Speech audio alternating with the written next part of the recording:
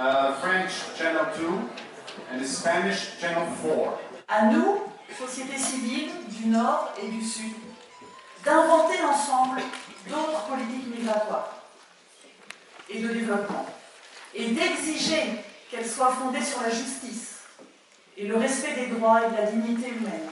C'est pour cela que nous avons voulu organiser ce deuxième sommet, pour continuer à agir, à construire ensemble, à la fois des solidarités concrètes et des espaces pour envisager des stratégies de long terme, pour pouvoir peser ensemble sur ces pouvoirs publics, sur ces gouvernements qui ne veulent pas nous entendre et qui cherchent toujours d'autres approches, qui sont à l'écoute d'autres mouvements dans la société que ce mouvement de solidarité que nous portons ensemble. Je présente un collectif qui s'est construit en Belgique depuis 7 ans. Et en tant que délégué de ce collectif, je fais partie de la plateforme qui s'appelle la Coordination nationale de personnes sans papiers de la Belgique. Au niveau national en Belgique, nous avons la revendication, nous avons déposé une proposition de loi sur la régularisation. À bientôt, on va avoir une audition au Parlement fédéral belge justement pour aller témoigner la réalité des personnes sans papiers dans ce pays. Mais aussi on a des projets au niveau européen.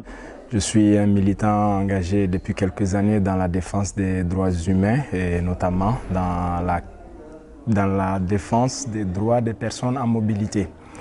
Nous avons cofondé depuis quelques années, depuis 2017, une organisation qui s'appelle Alarm Phone Sahara, qui avait pour objectif de sensibiliser, de documenter et de secourir les personnes qui sont en mobilité dans l'espace d'abord de CEDEAO, mais plus précisément dans le désert du Sahara.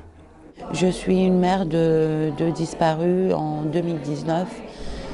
Mes fils Hedi et Mahdi, ils sont décédés en Méditerranée. Et maintenant, j'ai rapatrié les corps et ils sont enterrés dans leur propre pays. Et donc, depuis ce moment-là, je tiens bon pour la lutte contre la politique migratoire surtout. Et je suis très déçue de notre État qu'elle a délaissé toutes les mères. Maintenant, il y en a un chiffre énorme de disparus, mais leurs parents, ils n'arrivent pas à faire l'ADN. Ça, c'est un obstacle. Même dans la recherche, on ne peut rien faire.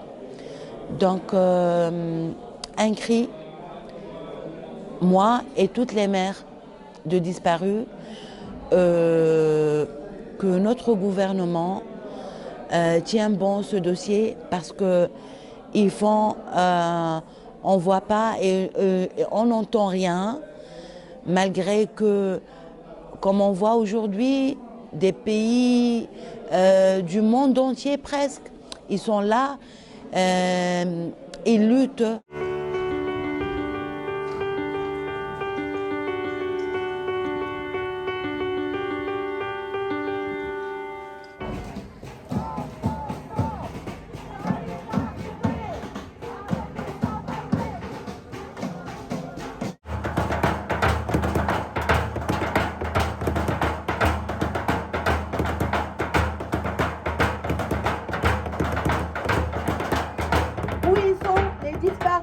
De 25 juillet 2021 de Manzeltmim. Je veux savoir où ils sont les disparus de 2022 de Bizerte. Où il est Skander Ben Arfa. Où il est Hamdi Besbès. Où il est Fedi. Je veux justice à Wissem. Nous demandons justice à Wissem. Et merci. Les leurs, ouvrent les frontières. La Méditerranée est un cimetière. Les leurs, ouvrent les frontières. La Méditerranée est un cimetière. Merci à tout le monde. Vous savez, aujourd'hui, la Méditerranée est devenue des cimetières pour la jeunesse africaine. Pendant que les autres jeunesses africaines sont en Europe, qui souffrent à cause d'un petit bout de papier qui est le titre de séjour, soit la nationalité. Soy originariamente de Perú y ahora vivo en Bilbao y vengo soy parte de las organizaciones Ongi Etorri Refuxiatuak y Caravana Abriendo Fronteras, que son dos de las que han estado implicadas en la organización de esta marcha a Bruselas. Nuestro trabajo, sobre todo, lo que estamos buscando es plantar un poco cara a la Unión Europea por las leyes que realmente son las causantes de las muertes y de dificultar la vida de las personas migrantes. Pues la caravana ha sido súper interesante, enriquecedora, porque hemos visto diferentes experiencias, diferentes modos de lucha, porque hay grupos muy distintos, porque realmente la lucha se hace desde puntos muy distintos también.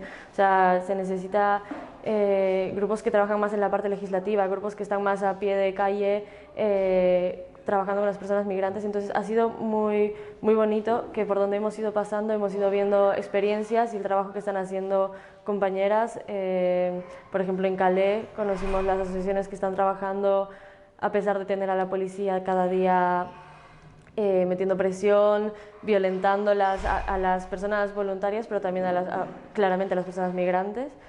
Y entonces, por un lado, ha sido muy enriquecedora esa experiencia de ir conociendo también otras luchas y otras realidades, y por otro lado también ya aquí hemos tenido un espacio de reflexión y de unión para poner en común también nuestras vivencias desde los diferentes puntos. También aquí hay también los movimientos sin papeles, y de Francia, de Bélgica, del Estado español, el movimiento de regularización ya. Entonces hay mucha confluencia de experiencias y de realidades y de aportes diferentes para una misma lucha.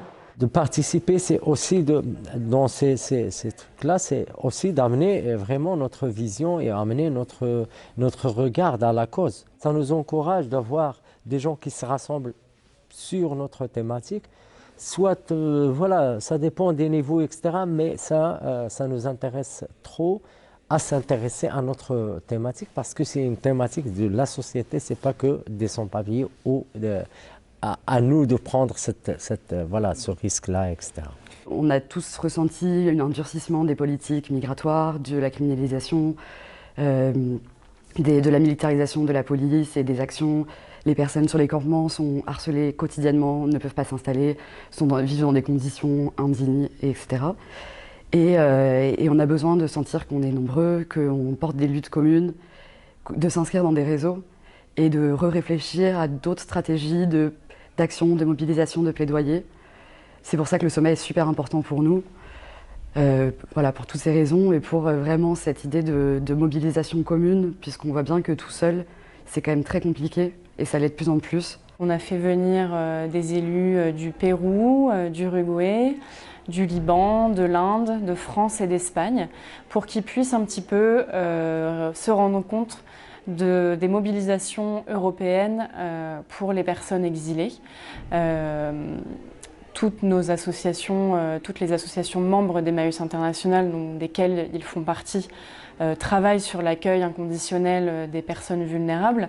Mais c'est vrai que c'était intéressant pour eux de pouvoir venir voir les luttes en Europe pour les droits, pour la régularisation, et aussi de participer à ce sommet qui vise à travailler sur le plaidoyer et la mobilisation commune et transnationale, ce qui est effectivement une partie de notre travail à Emmaüs International, puisque notre objectif, c'est bien de partir des actions de terrain de nos associations pour construire un plaidoyer commun.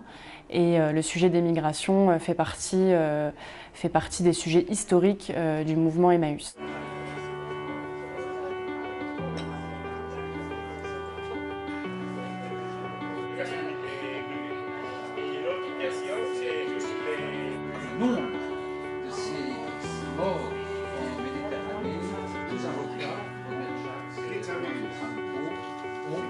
Donc nous, ce qui a été décidé, c'est qu'il y avait beaucoup de personnes autour de la table qui étaient des personnes directement concernées par la régularisation. Et l'idée, c'était de développer un Erasmus des personnes elles-mêmes migrantes qui sont déjà organisées en collectif dans certains pays et pas dans tous les pays. La deuxième, ce serait du coup de pouvoir faire évoluer les critères de régularisation pour avoir un discours commun européen. On voit qu'en Belgique, en Italie, en France, c'est pas les mêmes critères, c'est souvent basé sur le travail, mais c'est pas les mêmes critères de régularisation. Et au moins pouvoir ouvrir la régularisation sur certains critères. Et ça, cette voie commune qui peut défendre des critères de régularisation serait faite par ces personnes directement concernées, organisées en collectif, qui auraient eu un temps de partage commun, qui auraient pu se mobiliser tous ensemble au niveau européen. J'ai l'impression qu'on va avancer, parce que c'est un grand travail. Et quelle est la proposition qui t'a le plus marqué, où tu t'es dit ça, ça va peut-être se faire? Oui, la première, c'est qu'il y en a qui ont porté plainte contre leur État, comme les Nigériens, parce que vraiment, on ne veut plus de morts. Ça, c'est très important pour nous. Et le plus important, qu'il y a des associations qui ont pris en charge les dossiers de les gens qui sont sans papier, oui.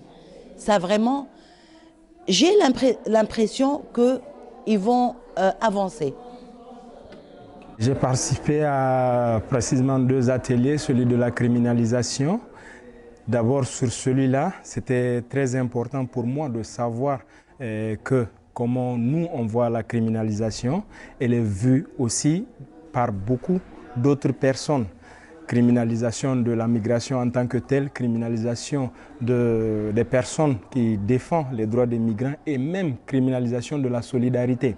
Donc du coup, dans cet atelier, j'ai trouvé beaucoup intéressant les apports et l'écoute des gens pour voir ensemble qu'on peut faire, comme je dis toujours, pour en tout cas riposter face à cette criminalisation et pouvoir créer des liens pour se protéger nous-mêmes en tant que défenseurs de droits de migrants, comment faire un réseautage, comment faire quelque chose qui permettra de nous sécuriser. Il y a aussi l'atelier sur la documentation, qui est pour nous un des objectifs les plus importants aussi, parce que quel qu'il soit, pour des revendications politiques, pour des actions juridiques contre, en tout cas, cette criminalisation ou bien cette répression, je crois que la documentation, elle est importante. Donc ici, rencontrer d'autres personnes qui étaient sur ça, notamment depuis plusieurs années. On a rencontré d'autres activistes ou d'autres militants qui viennent de l'Amérique latine, notamment le Mexique,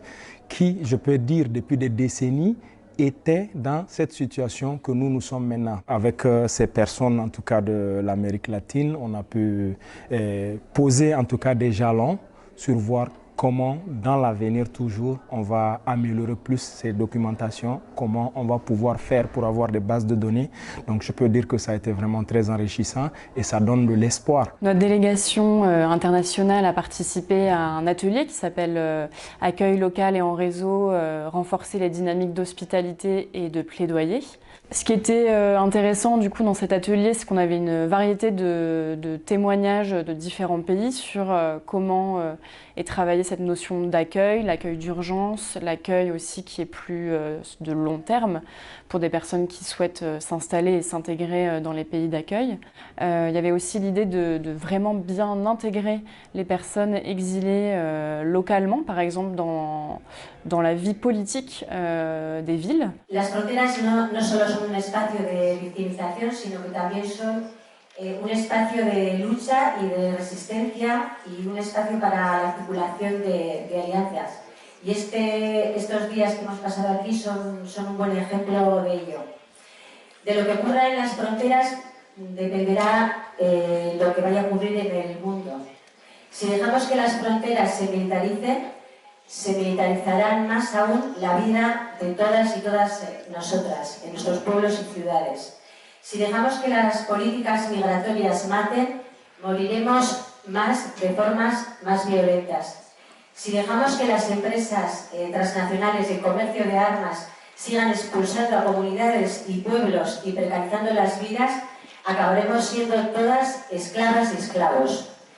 si dejamos que haya vidas y cuerpos que tengan menor valor por ser de un color de piel o por su sexo diferente o procedencia, acabaremos destruyendo lo que queda de los derechos humanos.